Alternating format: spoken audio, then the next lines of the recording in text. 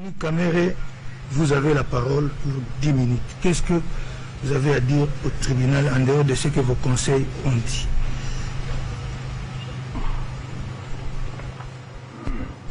Votre honneur, je demande déjà votre indulgence pour ne pas me limiter à 10 minutes. Parce que quand les avocats de la République ont parlé, le procureur général, ils ont eu au total 5h30 minutes pour me charger. Alors vous me demandez de me donner dans 10 minutes. Non, non, ce n'est pas ça, souvent. J'ai suivi, j'ai demandé... Non. Je demande votre indulgence. Suivez, le temps qu'il faut a été donné à vos conseils et ce temps est imparti de manière équitable. Les prévenus ayant droit donc à la parole en dernier, vous avez droit de parler, mais de manière équitable. C'est pourquoi vous avez en principe droit à 10 minutes, comme tout le monde. Votre honneur, je voudrais vous dire exactement ceci. Ici, nous sommes venus pour que la vérité, finalement, puisse aider à votre tribunal de rendre une bonne sentence. 10 minutes, 15 minutes, 20 minutes, je vous demande maximum 17 minutes. Parce que c'est très important. Merci beaucoup, votre honneur. Je voudrais dire d'abord que je ne suis pas choqué du tout. Je ne suis pas non plus surpris.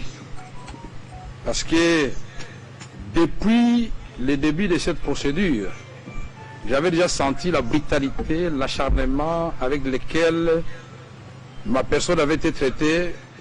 Je disais déjà à ma femme, la messe est dite. Mais en tant qu'homme d'État, j'accepte déjà ce qui va arriver. Pas plus tard que ce matin, quand il est venu, on a prié, je lui ai dit, vous allez entendre là-bas 20 ans, 30 ans, 40 ans, préparer les enfants moralement à cela. Parce que la vraie justice viendra de Dieu. Quand les juges ici, humains, s'écartent de la justice, la vraie, Dieu rétablit toujours l'innocent dans ses droits. Ici, j'ai entendu des choses qui n'ont rien à voir avec le procès. C'est comme si vraiment on veut abattre toute la famille. Il ne faut pas oublier qu'il y a ce qu'on appelle la vindicte populaire. Ah, tala moibiwana, moiva ou kwata, moibina, kanga. Non, mais c'est pas possible. Comment vous pouvez affirmer des choses, messieurs du ministère public et les avocats de la République, des choses que vous ne maîtrisez pas sur ma famille?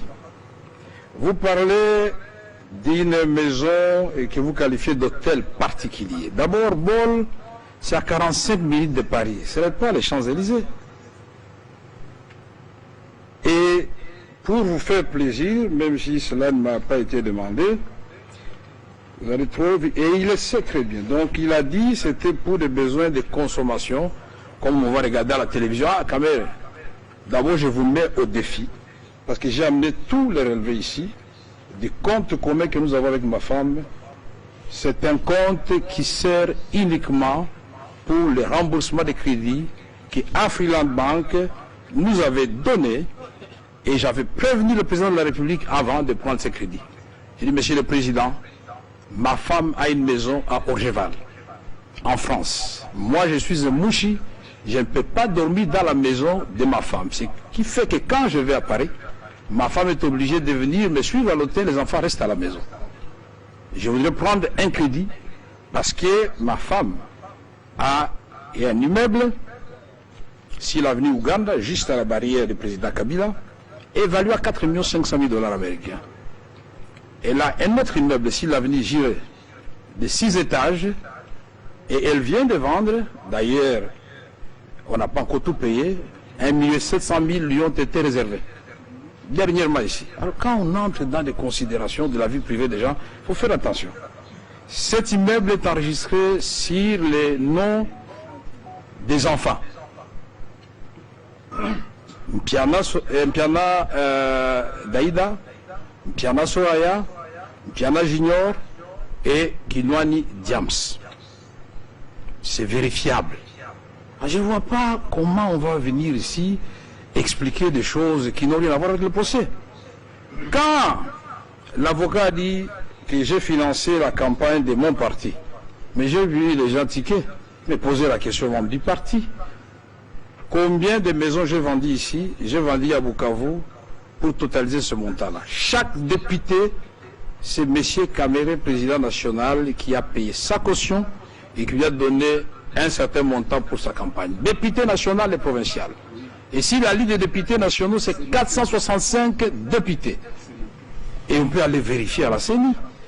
Et donc, quand on parle des choses, c'est comme si, vraiment, on parle d'une parcelle marécageuse. Et le ministère public, je crois que s'est ravisé après. Il dit oui, le président, tout le monde le sait, le président prêté serment a été investi le 19 janvier. Je crois que très vite il s'est rendu compte que ce n'était pas comme ça. Puisqu'après, j'ai appris que non, on a donné la parcelle à Cameroun le 23 janvier, c'était à 2 jours qu'il ne devient directeur de cabinet. Donc lui, le procureur général, savait déjà qu'il allait être directeur de cabinet. Mais seulement vous dire, monsieur le procureur général, que le premier qui avait été désigné directeur de cabinet, c'était Eberand Kolongere. Si vous voulez qu'on vous donne le secret d'État ici. C'est moi-même, quand le président me pose la question, mais au fait, on n'a pas eu la primature. Notre accord de Nairobi, c'était Félix Tshisekedi, président, Kamere, premier ministre. Il dit, avec on n'a pas eu la primature. Ah, toi, tu peux accepter le directeur de cabinet. Mais pourquoi pas, monsieur le président, puisqu'on n'a pas un autre poste. Voilà comment j'ai été nommé directeur de cabinet. Et la discussion a eu lieu avec précision à l'hôtel Béatrice au 2e niveau. Et les témoins sont là pour le dire. Alors il ne faut pas venir ici salir l'honneur de quelqu'un. Partout où je suis passé. À l'Assemblée nationale, on gère des fonds secrets que j'avais transformés en montant à ce qu'on appelle invisible. Tous les députés le savent. J'ai multiplié le salaire des agents de l'Assemblée nationale par 6 de l'administration. J'ai multiplié le salaire des députés par 3.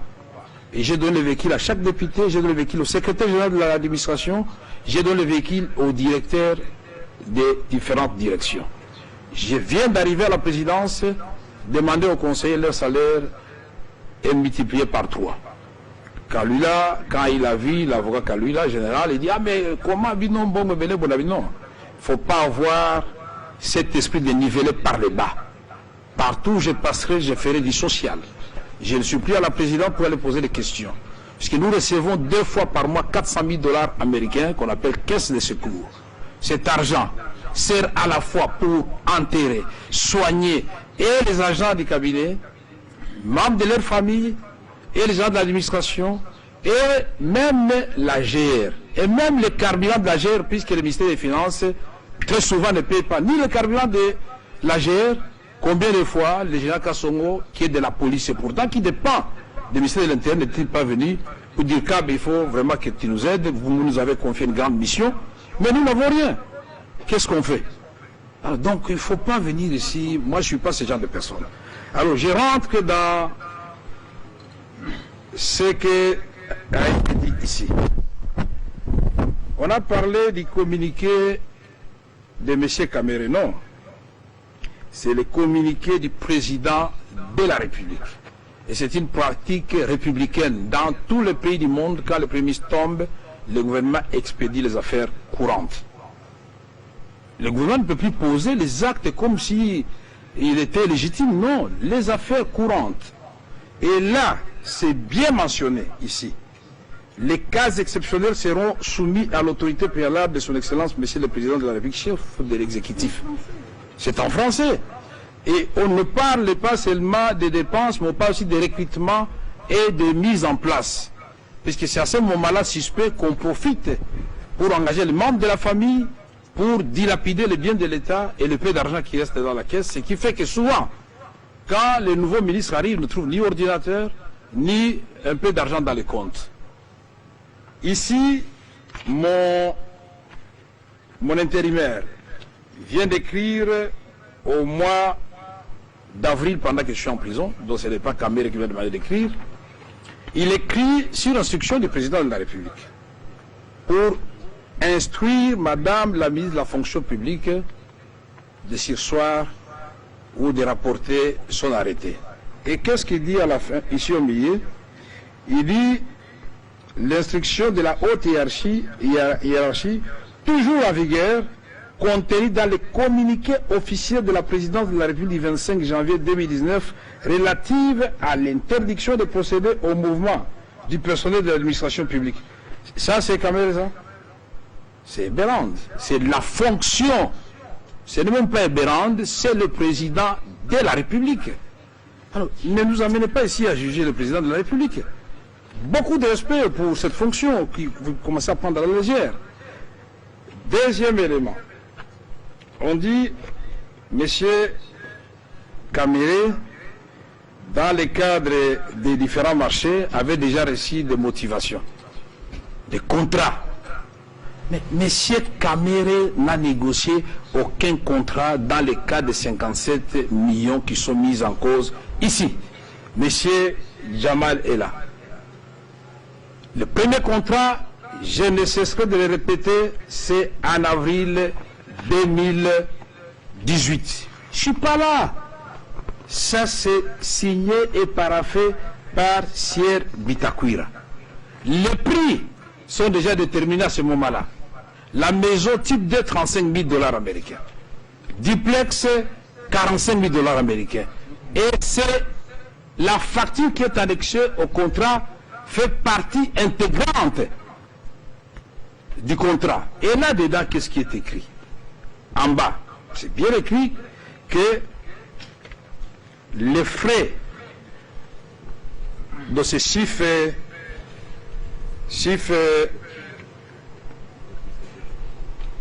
là, vous avez tous les prix.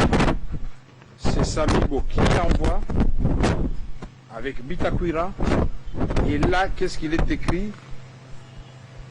Et j'ai souligné, ces maisons préfabriquées seront livrées au gouvernement de la RDC, SIF, port de Matadi, port de Dar es Salaam et port d'Angola selon les lieux de construction. Alors, quand nous parlons des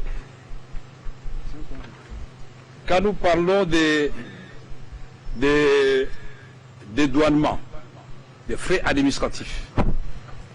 Les avocats l'ont dit avec beaucoup d'éloquence, M. Jeannot et ses avocats eux-mêmes l'ont dit, mais quand le procureur est étonné ou l'avocat de la République est étonné que je ne connaissais pas M. Jeannot, parce qu'il sait au moins combien déjà on irait qu'au conseiller qu'on soit plus de 200. Prenons toute l'administration, là nous sommes au nombre de combien? Moi, je crois qu'une bonne administration travaille par l'écrit. Je n'ai pas besoin de voir chaque agent individuellement.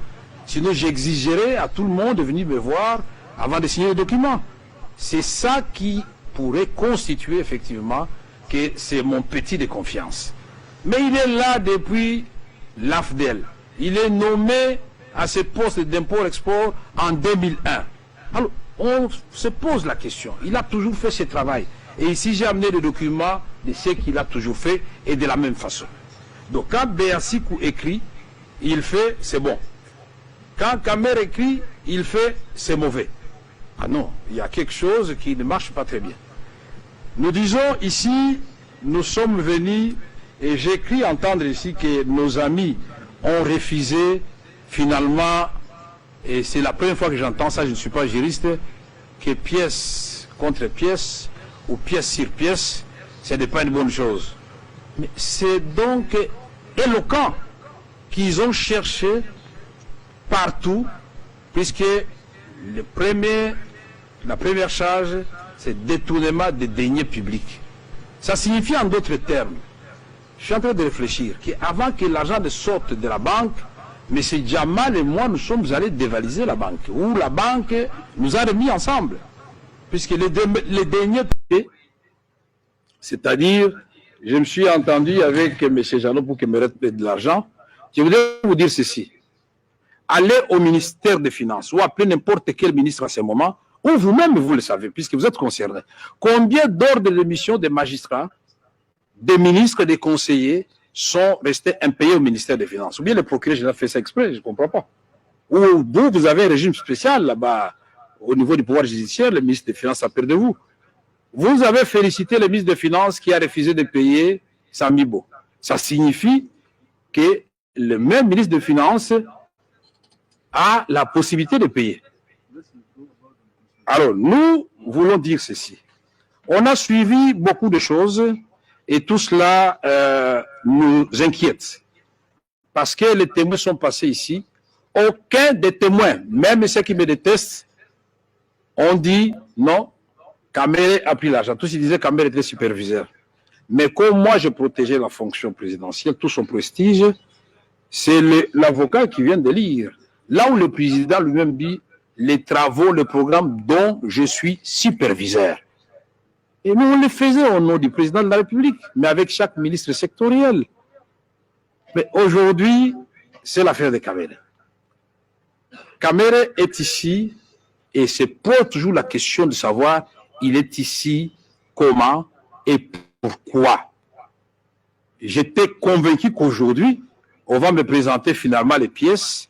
Monsieur Kamere, sur les 57 millions de dollars américains, voici preuve à l'appui ce que vous avez reçu. Monsieur Kamere, sur les 1 174, je ne sais pas combien de monsieur Jeannot, voici votre part. On ne doit pas supposer, on doit présenter.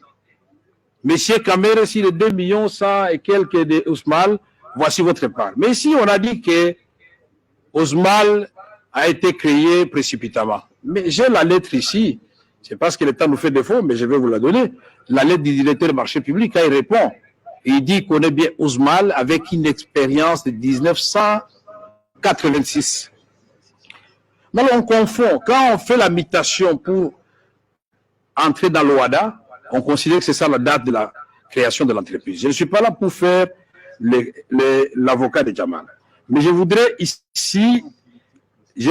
ici quand même, avant de clôturer, montrer une seule lettre.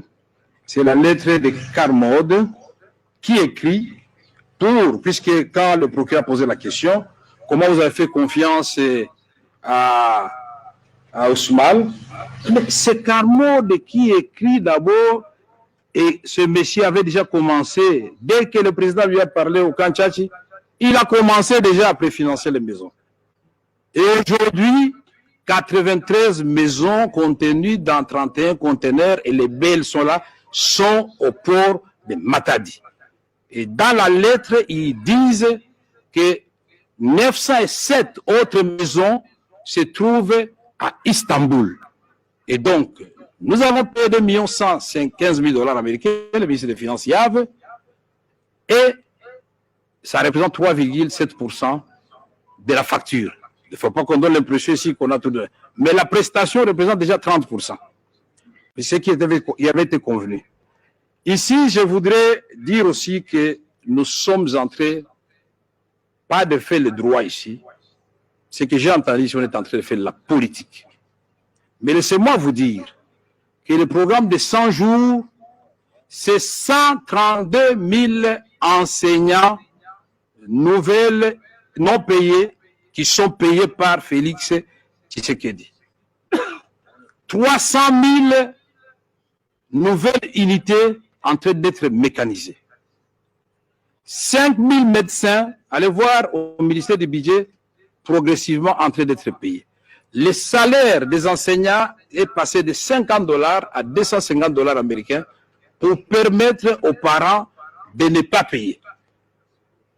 Et ceci, vous vous souviendrez quand nous étions partis au sacre, quand revenant de Rome, le cardinal Ambongo avait dit, Monsieur le Président, c'est une bonne chose de parler de la gratuité, mais il ne faut pas que la réforme vienne tuer finalement le système éducatif. Et il a fait ces 2 remarques. Le président m'a demandé de noter. C'est comme ça que nous avons engagé des discussions avec les coordonnateurs des écoles conventionnées catholiques. Et aujourd'hui, quand on peut lire la lettre du ministre du Budget, moi je n'aime pas trop les polémiques, il était ici, ça c'est M. Pierre Kangoudi, ministre d'État du Budget. C'est lui, après des réunions, qui nous montre finalement comment il faut payer. Quand il termine la réunion avec son ami des finances et de l'enseignement primaire et secondaire, ils écrivent au président de la République. Ça, c'est note à l'intention de son Excellence, Monsieur le Président de la République. Modalité d'application de la gratuité de l'éducation de base. Ce n'est pas Kamere qui a signé, mais à la fin, qui signe Henri Have, ministre des Finances, ministre d'État du Budget, Pierre Kangoudia, le ministre de l'Enseignement primaire et secondaire et professeur Emery Okunji Ndjovu. Et donc tout ça, Kamere travaillait dans l'opacité. J'ai dit aussi que ce procès est politique. Pourquoi? Parce que au moment où nous parlons, nous avons 132 écoles construites dans le cadre de 100 jours. Nous avons 42 centres de santé construits dans le cadre de 100 jours et 32 équipés. Nous avons remis l'eau à Kitona. Depuis 10 ans, les militaires n'avaient pas d'eau. On a remis l'eau au camp Kokolo. Et maintenant, le président pense à donner aux militaires 2000 maisons et 1000 maisons aux policiers. Vous estimez que le président qui avait dit qu'il va faire du social des militaires et des policiers, le premier défenseur de la République, sa priorité, c'est une mauvaise chose. Moi, je suis étonné. Donc, je voudrais conclure en disant ceci. On n'a pas pu démontrer ici, puisque c'est en direct, par une pièce irréfutable, le détournement des deniers publics par M. Kamere. On n'a pas pu démontrer ici, d'ailleurs, je n'avais même pas besoin de parler, puisque Jamal a parlé lui-même, il ne m'a jamais rien remis. On n'a pas pu démontrer ici la correctité avec M. Jeannot, puisqu'il vous a présenté toutes ces pièces. Les comptables a parlé. Je me demande quand le comptable parle, le ministère public ferme les oreilles ou comment? Puisque le comptable a dit oui, j'ai reçu une décharge et au retour, Jeannot est venu me remettre les pièces justificatives. Alors, je pose la question. Au niveau de la corruption, vous supposez qu'on m'a corrompu parce que Changaloume est mon cousin? Donc, monsieur le président, d'aujourd'hui, s'il y a un membre de votre famille ici à Makala, automatiquement, on doit vous amener aussi à Makala. Comme je suis là, donc en principe, on devrait amener aussi mes enfants. Votre papa, c'est un voleur. Alors, vous tous là, vous êtes des voleurs. Mais le pénal, c'est individuel. C'est un père de famille. Il a ses enfants, il a sa femme, et il est présumé innocent. On a essayé de les torturer à gauche, à droite, citer le nom de Kamere. Mais je vais citer un innocent. Le papa ici a été soumis aussi à beaucoup d'interrogatoires. Citer Kamere, pas de Kamere. Et c'est politique, pourquoi? Parce que quand nous découvrons qu'il y avait des ponts, plus de 35 ponts, qui n'avaient pas été placés alors qu'ils avaient déjà été achetés, on découvre qu'il y a des bacs 24, on les pose et on fait 2000 km de route bâties, le DG de l'office des routes est arrêté. Quand on accélère les travaux de Saute-Mouton et on fait l'avenue du commerce, on bétonne Bokassa, on fait une nouvelle avenue à Kisuka, on bétonne une partie de l'avenue du tourisme. On dit non, non, non, l'avenue de l'université, il n'y a plus de Maboulou Mazengele. C'est fini cette affaire, ça appartient au passé. On fait Kulumba, on fait Pelende, à Tchangou. On dit non, si on laisse ces gens continuer à cette allure, avec seulement 222 millions sortis du trésor public, 17 millions de fonds de promotion de l'INSI et 27 de FONER, ou l'inverse, mais j'ai le tableau ici, on se dit non, ça c'est la valeur d'un seul ouvrage dans le passé. Je ne vais pas engager de polémique ici. Donc j'aurais voulu que nos magistrats qui sont très regardants, parce que la République n'est pas née d'aujourd'hui. On a eu la zaïrianisation, on a eu l'objectif 80, on a eu des promesses. Mais celui-ci arrive et il commence. Et la pratique des 100 jours, je vis les 100 jours du président Trump, ce n'est pas terminé et il a expliqué pourquoi. J'ai vu les 100 jours du président Macron, les 100 jours du président Giscard d'Estaing, les 100 jours de Mitterrand. Les 100 jours, c'est une pratique désormais connue du président du Ghana et du Sénégal. Allez sur Internet, vous allez voir ça. Et qui conçoivent ça et sous la direction de qui? Mais le président n'est pas n'importe qui pour venir s'asseoir avec les gens. C'est son directeur de cabinet. Et il le fait pour terminer votre honneur. Oui, en conclusion. Pour terminer, il le fait, c'est pourquoi je disais que c'est politique. Il le fait sur base justement de l'article 6 de l'ordonnance portant organisation et fonctionnement du cabinet du chef de l'État qui dit clairement dans ces alinéas que le directeur de cabinet est chargé des liaisons et de correspondre avec toutes les institutions au nom de la présidence de la République. Donc ici, l'inconstitutionnalité qui a été soulevée par mes avocats, parce que nous n'avons pas bénéficié de tout notre temps pour nous défendre, nous pensions que vous allez accéder à notre demande, et pour un procès aussi sérieux, nous pensions que ça pouvait prendre 2 ou 3 jours. Moi, je me disais, d'outre-mer, ça peut prendre même 2 mois.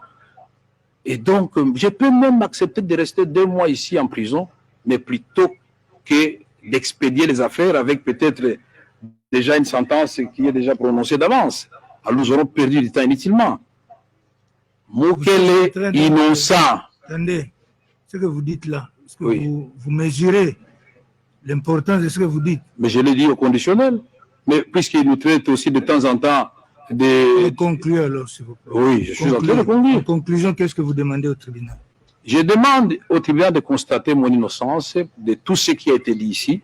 Ni les avocats de la République, ni le ministère public, puisque là encore, je n'ai pas compris, ni les intervenants de tout à l'heure, personne n'a pu démontrer la culpabilité de M. Vital Kamerhe. C'est quand même dommage. Merci. Tout en vous remerciant, en disant que Awa, les André Kambo, il y a Mboka. Merci. Vanu, Malou Aditunga. Awa, yoke mambo ya inchi na betu. Hapa ni mambo ya inchi na watu wafungule mbecho. Ce n'est pas moi qui suis attaqué, c'est le président de la République et tout le monde peut le comprendre. Je vous remercie votre honneur. Madame la greffière, actez que, ayant la parole en dernier, le prévenu Kamerhe a clamé son innocence et donc sollicité son acquittement. Prévenu Mouima, vous avez droit à 10 minutes. Merci beaucoup pour la parole, Monsieur le Président. Je n'ai pas beaucoup de choses à dire. J'ai reçu l'ordre de mission du directeur du cabinet.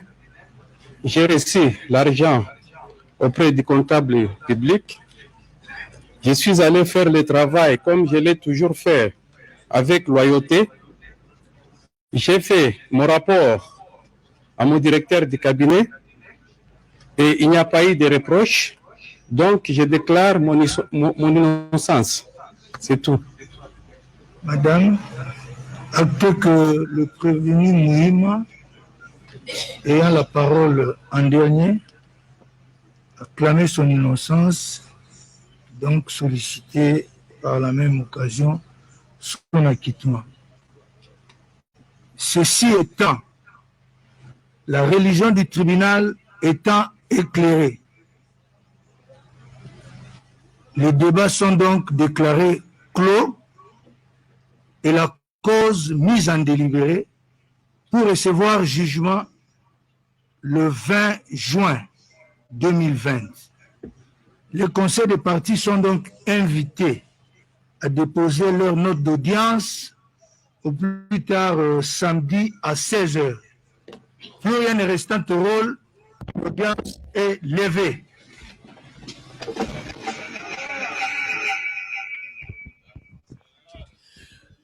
Amis téléspectateurs, nous sommes arrivés à la fin.